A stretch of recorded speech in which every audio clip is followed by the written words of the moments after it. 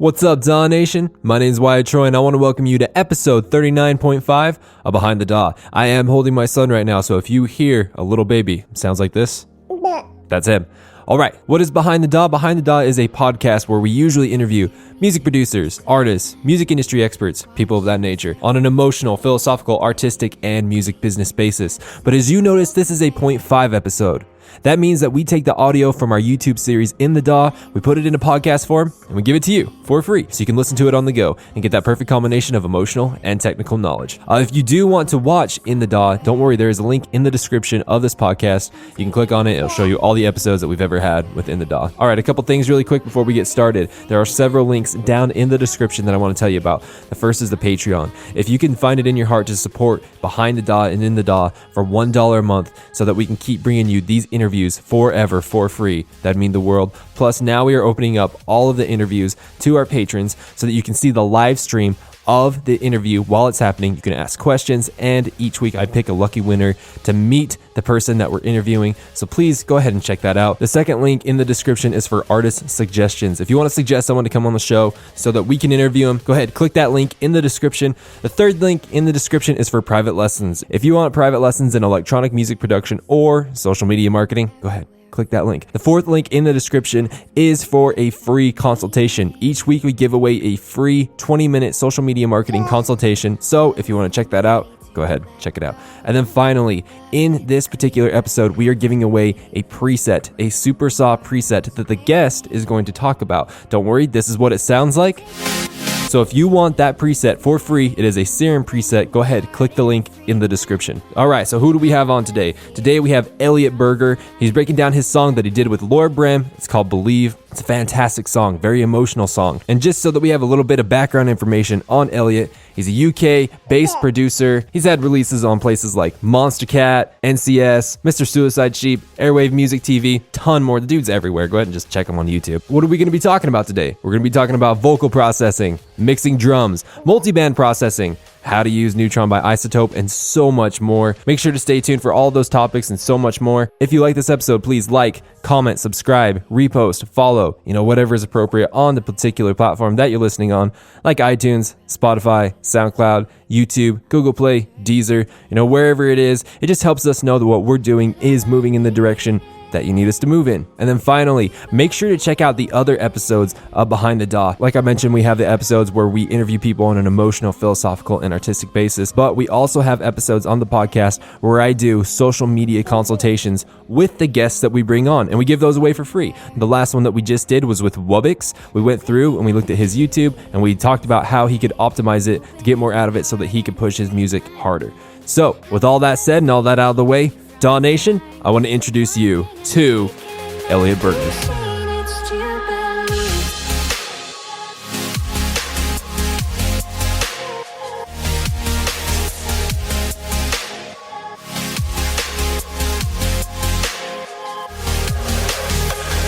I see it's quite common that you do multi-band compression first in your processing chain, and it's quite nice not to see it just being the same OTT that everyone seems to throw on everything. So, what's the multi-band compression doing roughly? I put it on things generally to bring out brightness. So I'll stick it on buses usually. So this is the synth bus here, so that. So this is everything that's kind of being sidechained.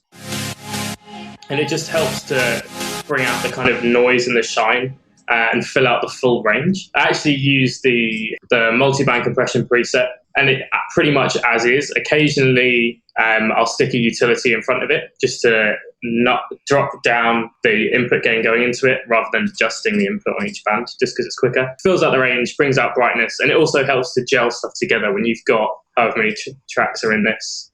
All kind of layered up to give that one full sound. You need something to sort of gel them together. And I find that this does it much better than single band compression does. Question about Laura's vocal processing. Did you do it yourself or did she do it? So I do it myself. So she does all of the tuning, comping, all the rest of that. The vocal stems I get anyway are pretty solid. Trying to hear music from silence. So it's really good takes. The pitching's always perfect. The recording's really good. And then the processing that I do is really simple. It's the same with I always process everything as simply as I can. I'm not a fan of going in and being like really hardcore with everything. I usually do a high pass first to get rid of any rumble. As I said, these takes are usually fine anyway, but it's more force of habit than anything else. If you're getting a take from someone who maybe isn't recording in a good space, there'll be all sorts of rubbish in the low end. So I tend to get rid of that and then do some compression. The reason I'm getting rid of the rumble before the compressor is otherwise that rumble is going to start messing with your levels going into the compressor, so it'll start. And you're doing really gentle compression, right? I mean, it's only like 2 dB. I mean, how much gain reduction are you getting? Very, very little. That's only a few dB. It depends on the track. So I've got another tune with Laura that we're working on at the moment, and the compression on that's much harder. But I think because particularly at this point of the tune in the verses, hopefully it will play fine. It's all quite spacey and quite ambient, so having a really compressed in-your-face vocal at that point is going to sound a bit out of place. So I kind of give it room to breathe. And then Pro MB, I duck down the low mids and kind of doing some de-essing on here. Find if you multiband out that kind of, it's acting more as a dynamic EQ actually really, but when you're working with those low mid frequencies, sometimes they can pop out. I've had vocalists where it's really resonant. Usually if they're using like a cheaper mic or something, then it really pops out. But it helps to kind of even it out and soften the vocal. And then, as I said, that's sort of acting as a de-esser. Just to comment on what you were saying about the multiband, a few weeks ago I had Crywolf come and stay with me and we were recording a Spotify ad. Here's a picture. He was saying the exact same thing with the Pro MB. He always does that to his vocals, and he always does exactly what you did with like the magenta looking one in the low mids. I find that frequency is a real problem frequency with vocals because it's what's going to be clashing with everything else, and it's doing very, very little. I mean, it's like 2 to 3 dB, but it makes such a difference. It really softens out. Yeah, it's kind of one of those things that I stumbled upon and then was just like, I do this all the time now without fail. I'm sorry, so keep going. So the next one is the de-esser. Tiny bit of de-essing. You can see it's doing quite a lot. I think because of the way the lyrics are, there's quite a lot of sibilance, so it helps to just sort of control that. Otherwise it can sound pretty horrendous, so it just tames out that sort of top end. Then Pro R with, again, notching out, I mean, this is an old track, I don't know if I would necessarily do that now, but some really like harsh getting rid of any of the low frequency. I'm sure there was a reason that I did that when I did it. And then Pro Q2 again, just to duck that frequency out. I might have sort of overreacted with the way that I processed it, but it's all sort of about controlling it. And it's the same with anything. If you've not got a good recorded take to start with, it makes your life so much harder. If you've got a good vocalist and a good take and it's all recorded properly, you don't have to do very much at all to it to get it to kind of stand out and sit well over everything. Do you tend to mix your vocals first and then get everything working around them, or do you work on the synths and stuff first and then try and fit the vocals around that? Bits of both. For this track, the instrumental was done, we kind of wrote it together, but while she was traveling over to mine, I had a bit of time, so I started it. I kind of had the ideas, and as she was writing vocal, I was writing the synth work. But I tried to do most of the instrumental before I put the vocal in, so you can keep the focus on keeping the instrumental interesting and evolving and changing all the time, rather than putting a good vocal over it and being like, oh, this is fine, this is great, and letting a vocal carry it. Because actually, there's something I think quite special about having a tune, and every time you hear it, there's like an intricacy that you maybe didn't notice before, or there's something that keeps it moving, rather than having a really killer vocal sitting over an instrumental that actually isn't really doing very much. And it's a really easy trap to fall into. As I said, like, I fall into that trap. Even if I've got the vocal first, I'll try and do as much of the instrumental as possible around, and then make the vocal fit to that. But also consciously, you have to be aware that as you're making it, there's going to be a vocal there. So like not putting loads and loads of stuff in the mids, because then you're going to have a load of problems later on. Yeah, so instrumental first is the short answer to that. Let's get into your super saw sound design, man. So right now I'm doing private lessons. I'm giving this guy private lessons, and he asked me, when it comes to super saws, really finding we don't know how to. He asked me this question. I don't know how to answer it, but it's like with a super saw, like the super saws that you have here, and people like Seven Lions and Trivecta and Millennium, all that kind of stuff. They're your guys' super saws. Like there's something about like the mid and the low mids that are so powerful that just like punch you in the nose. And it's almost like a tonal noise, but noise can't be tonal because noise isn't tonal. So with that in mind, how do you do that? Like what would you suggest in that kind of situation? So a lot of it's layering. So if I was writing this first, the chords are really, really important. I could take all of these sounds and have a different chord progression that wasn't written very well, and it wouldn't have that same impact. And I've done that before. I've had tunes where I've been struggling with the supersaw, and I've gone to an old tune that's worked and taken the preset, like drag and dropped the preset with all the processing and everything, and it doesn't work. So the supersaw itself, the main lead one, this one here, is taken and edited from a remix that I did of Virtual Riot, which had kind of similar range in terms of chord voicing, so it did work in this instance. But 2 saws, a tiny bit of noise, this filter here, but it's only got the noise running through it. Otherwise, you get low end. I don't always add noise as a note, but I did in this instance. And then loads of voices, detuning. All of this ends up being quite straightforward. And then I have an LFO just doing the imagine, just doing the volume, which gives it that kind of stuttering sound. And then multi-band compression to bring out the tops in this instance, and then taking the low out. The bit that you're, I think, on about is layering this kind of stuff with it, which sits in the low mids and is like a really noisy sound by default. So if I unfreeze it, and this is a sound I made ages and ages ago and I've kind of tweaked over time. So if you add it with the saws, what it does is it fills out that low mid range, but also some of that noisy top end harmonics creeps into the super saw as well. And so the two of them work quite well together. Yeah, just a bunch of sort of various processing on it. So I've taken off loads of the top end, but with a softer slope. So some of it's still creeping in, but because we've got so much from all of this, it's not like overbearing. It's really easy when you're stacking these kind of sounds and like stacking all the super saws and stuff to end up with way too much top end. You have to sort of control that slightly.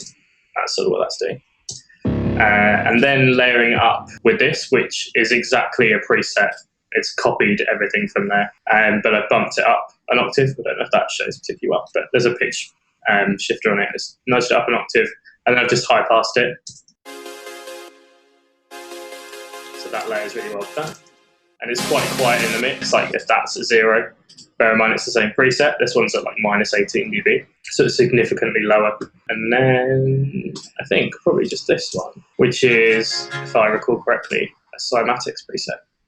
Yeah, cymatics fake strings. He copied the MIDI over from the chords above, changed it slightly so it moves in a different way.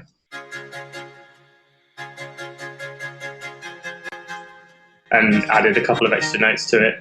Put the arpeggiator on and set it to chord trigger. So rather than having to go into the MIDI and like edit each individual chord to get it to the right pattern, you can just set that to trigger the chord every 8th. And so all of them layered together without all the extra bits. In fact, if I set it like that,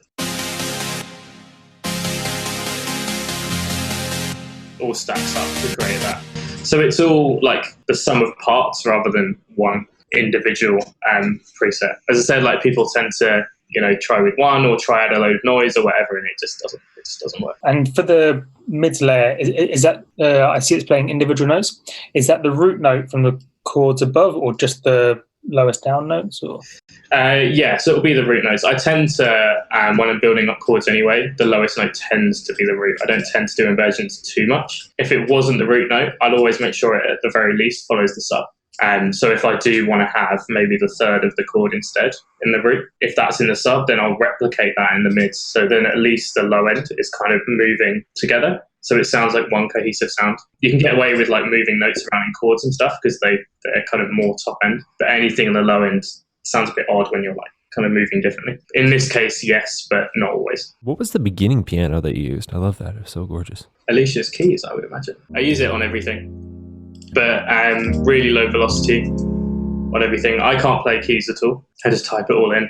Yeah, low-ish velocity. This is higher than I would normally use actually. Sometimes you'll see stuff and it's like all the way down here. I used to go in and like adjust every note. But if you go into the groove, doesn't matter which one you use, set everything to 0 and then turn the random up, then it will randomize the notes around when they come in. So it makes it feel more human, and you just adjust that value to whatever you need. As I said, I used to do it normally and then was doing a tune with Direct. And he was like, why don't you just do this? And that talks to me like I was some kind of idiot and I didn't know it. But it works and it saves so much time. And another thing I tend to do is just low pass them as well. The top end of pianos can sound a little bit cheesy sometimes. And then again, Pro MB, just to take out the low mids, because in Alicia's keys, like the low mids are a bit. And then again, tiny bit of compression and some reverb. And that's probably the same as like a couple of pianos that come in later on. In fact, no, maybe not in this tune. But anytime I'm doing any sort of piano, it's pretty much exactly the same thing. So you mentioned that you don't play keys. So how do you personally melodically design the song? Is it just like click and drag and stretch? Yeah, pretty much. Like I just draw it all in, everything. There's a guitar part in here, which is recorded. He says that's because it's got a filter, which I recorded in myself, but I've obviously like had to time stretch quite vigorously to get it in time. I used to play violin, so I was like classically trained musically, so I know where the chords should go and what they should do and all the rest of it. Like that makes sense to me. I just can't play keys.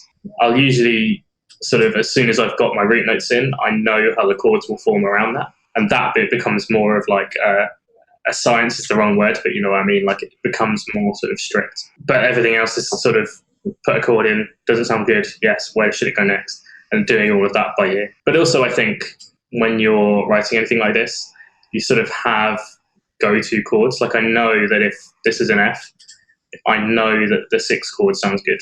So start on a 6th chord because that will make it feel more uplifting because it's a major chord.